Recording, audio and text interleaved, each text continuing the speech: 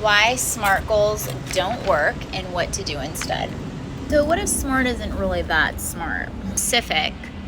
Most people are super confused. When you're measuring everything, you become psycho. Attainable means you're settling or setting backup goals. Realistic doesn't exist when you're creating a futuristic reality, so you do have to be delusional. Timely can often lead to disappointment and discouragement, which leads to an F-it mindset. So here's what you're gonna do instead. To make a T chart. This is a clarity exercise. On the right-hand side, you're gonna write what I don't want because it makes me feel.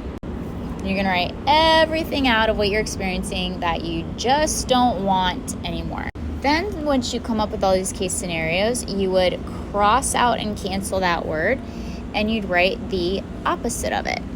Same thing, survival. These are known as your intrinsic goals.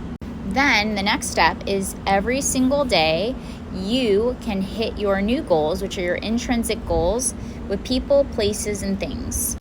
Why is this important? Because when we set our extrinsic goals, which is also important to set, we want to create harmony between both worlds, our inner world and our outer world. The only reason why we set extrinsic goals is because we believe those goals are going to allow us to feel like our intrinsic goals.